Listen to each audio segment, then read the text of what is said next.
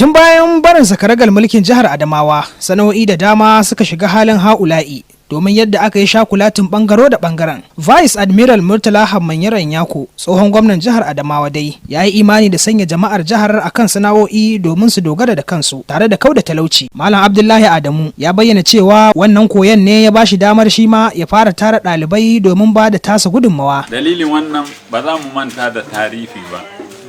Abun mu yabawa mai girma gwamna baba mai mangoro lokacin mulkinsa ya jawo mu a jika sosai, wanda shine ya fara koya mana. Muna barace ya kira mu ya ce ya kamata tun da hannayenmu lafiya kalau, idanunmu lafiya kalau, ko da makafin ma akwai sana'an da suke koyo. Ya jawo mu aka zo aka koya mana sana'u daban-daban, musamman kamar sana'an aikin takalmi wanda muke kiran shi kiriful ko balas lokaci, musamman kiwon kaji da kuma irin wannan ɗinke-ɗinke na mata. To duk wannan sana'un ba mu sake ci ba. A haka bai tafi ba sai da ya yi ƙoƙari bayan ya tabbatar mana da sana'a, ya haɗa mu da NDE, hukumar nan da ta ƙasa wanda take koyar da aikin yi, suka ba mu certificate akan wannan aiki. Shi kuma bai sauka daga mulki ba sai da ya tabbatar mana da aiki na gwamnati wanda ake bawa aiki karkashin state government. Yanzu haka muna karkashin women affairs mu 105, kowane local government ya dauki mutum 5.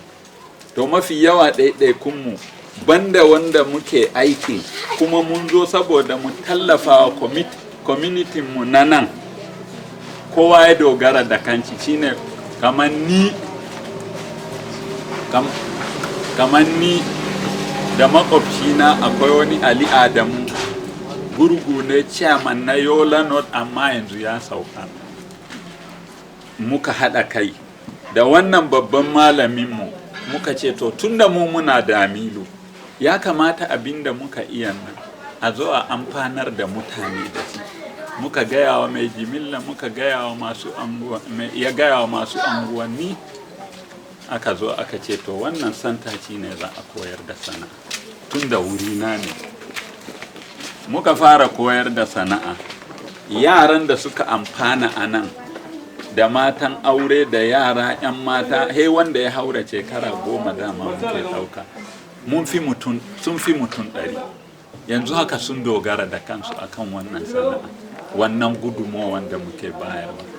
Don haka muka buƙaci 'yan jaridu, ya kamata irin wannan abun da muke yi, wannan namu ne na kanmu don mu taimaka wa jama'a, shi yasa muke yin shi. Yayin da yake magana dangane da yadda tsohon gwamna Nyako ya yi tasiri a rayuwarsa, Malam Abdullahi Jangajula ya bayyana cewa baba mai mangoro sako na addu'a muke masa. Yanzu kan ba mu san bai da wani shugabanci, muna masa addu'a Allah ya tsare shi, ya bashi lafiya. Taimakon da yake a yana shugaba, a baya shugaba ma taimakonsa yana iso. Tun da bara ma mun tashi mun kai masa ziyara har gidansa a Abuja saboda tunanin irin abubuwan da ya yi mana, kuma ya karɓe mu hannu bibbiyu. Abdulaziz ya cigo da mu har gidan shi a can Abuja kenan, muka masa gaisuwa muka dawo, har ma wanda ya jagorance mu muka je gaisuwa muka dawo. Tsofon chairman namu Abubakar Hosere, Allah ya masa rasuwa wannan watan da muke ciki, watan 28 ɗinsa Allah ya karɓi rayuwarsa. Ci Abubakar Hosere, Allah ya ji kanshi, Allah ya gafarta masa, ya baci aljannar firdausi. Ya ce ɗaya daga cikin waɗanda suka zaɓo su domin ba su wannan tagomashi shine Alhaji Muhammad Sani Jada, ɗaya daga masu dafawa Nyako a wancan lokaci.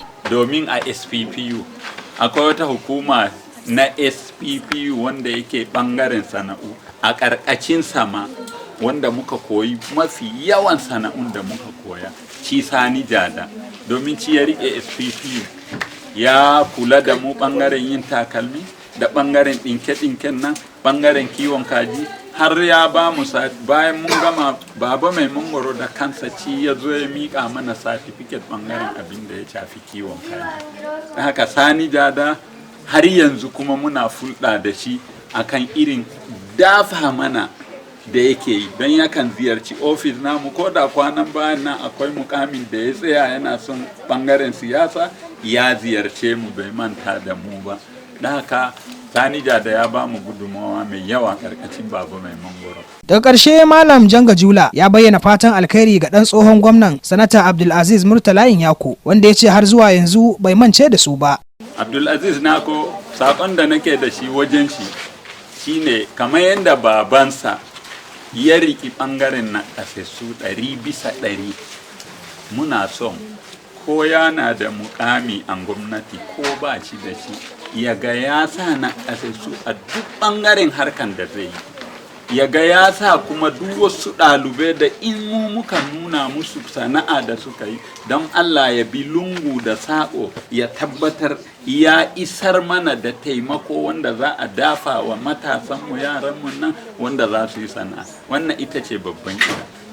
Daga nan sai ya kira ga gwamnati da ta agaza wajen baiwa waɗanda aka koyar da su sana'a jari domin ɗorewa. To ɓangaren gwamnati, ina kira ga gwamnatin jihar Adamawa nan.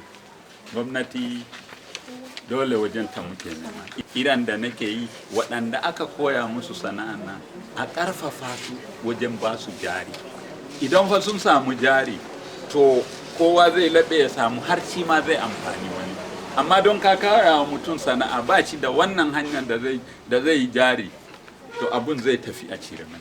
Ku kuma 'yan jaridu, godiya muke gare ku. Ɗaya daga 'yan tawagar kuma shugaban kungiyar Stop Abusing Youth Foundation, wato sai a takaice, Comrade Muhammad Sani Abubakar, ya bayyana yadda wannan lamarin na koyon sana'a ya karfafa masa gwiwa. Muna godiya ga Allah da ya sa muka zo muka shaidi abubuwan da yake faruwa a wannan wuri a Ihsan Center ba, wanda abu ne mai matukar mamaki.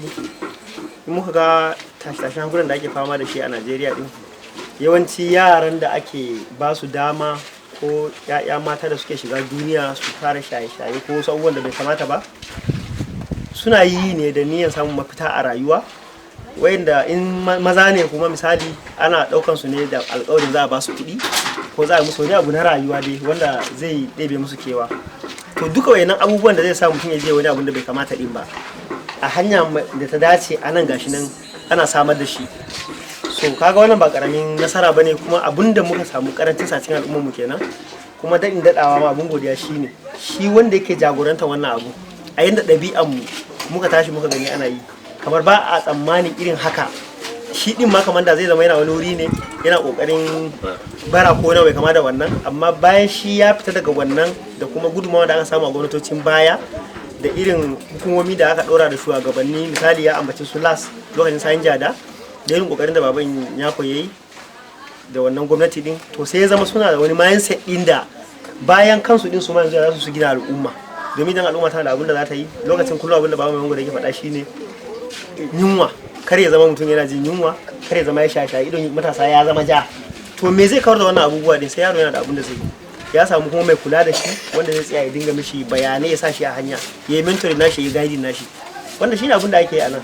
Amma mu kalli wurin kuma, to sai ka yi mamaki, amma da yake niyya ne mai kyau, kuma al'umma suna bukatan wannan, tabbacin al'umma suna bukatan wannan. Ana zaune a ƙasa ga wurin ma ruwa ya zo din ba dama a zauna, amma dai a hakan sun yi concentrating, suna kokari, suna koyan abin da ake koya musu, kuma Allah ya sa abun albarka, tun da iyaye suna zuwa suna godiya, wasu sun yi aure suna yi a cikin gidajensu. To wannan albarka ne, ba tare da taimakon gwamnati ko nawa ba. Yaya idan wani mai hali ya shigo cikin wannan al'amari, ya idan gwamnati ta shigo cikin wannan al'amari, ya idan al'umman mu a cikin community a anguwanni suka shigo wannan wuraren, muna ganin yadda ake ɗaukan kuɗaɗe masu yawa a lokacin siyasa ko lokacin kamfen, a sayan motoci masu tsada a ba wasu a dinga shiga ƙauyuka, ana gama siyasa sai kaga sun faka su a cikin gidaje, sai wasu shekara su sake wayewa, tayoyi sun mutu, inji ya buga, batur ya mutu, a ɗauka sayarwa 'yan bola. Irin wayannan abubuwan a ware kaɗan mana daga cikin irin resources inda ake wasting, a taimaki irin wayannan abubuwa ne. Shugaban koyar da sana'ar Malam Ahmad Haruna ya bayyana ire-iren sana'o'in da suke koyarwa a harabar. Wani irin zanin gado haka, abin da ya shafi zanin gado kamar pilos, rawun pilos, donut da makamantar irin wayannan abubuwan da muna koyarwa. Haka abin da ya shafi ba ma yana ba, akwai kamar ofishinsu da muka ɗauki nauyin mutane da suka kai guda akalla za su kai yanzu 5 amma wannan karfinmu ne ya yanayin abin da muke ganin za mu iya nan abu ne wanda ba wani ya zo sa mana karfi muke yi ba. Muna da yara 166 a nan wanda suke koyi irin wannan aiki to amma da majority za ka ga ba sa iya samun karfi ba ma babu da yawa akwai wanda suka zo 'yan siyasa su zo su dan kawo ziyara haka dai maganar shanin tashi ne dai zaka ji ba wani abu da za ga sun zo sun mana bayani akai na ci gaba sai dai duk wanda zai zo akwai wane ne ya zo nan sun zo za su taimaka yaran da ya shiru ba su abin nan yara ne kana ji da na makarantar su ma da zaka ba su iyaye ta yaya zaka dauki nauyin abin da ya shafi abin nan mu kuma nan mun dauka ba wai iya nan ba duk inda za a je a koyar abin da ya shafi irin wa'annan muna da mun san yadda za mu yi mu je mu training din wa'annan abubuwan da sauransu. Wasu daga cikin waɗanda ke koyan sana'o'in sun bayyana irin sana'o'in da ake koya musu kamar haka. Na koyi zanin gado, truss pillow da wannan kwalliyan ɗaki dai su abun karfen nan na su karas, apple su mai da kwalliya dai ya nuna bajintansa sosai wajen koya mana duk da dai mu kannansa da 'ya'yan shi ma amma ya daure abubuwa a ransa ya koya mana abubuwa kala-kala. Mun gode, Allah ya saka da alkhairi. Suna na Ruƙayyar Musa. Muna koyan aiki a Damilo. Muna koyan filo, zanin gado da labulaye da fulawan ɗaki na ƙarfe. Duka muna koyan su a nan filin. To babu abin da za mu ci sai dai mu ce mishi mun gode kuma muna nema a taimaka mana a wannan sana'an din don yana buƙatan taimako. Ƙarshen rahoton kenan. Abubakar Ibrahim, Waniltu Media.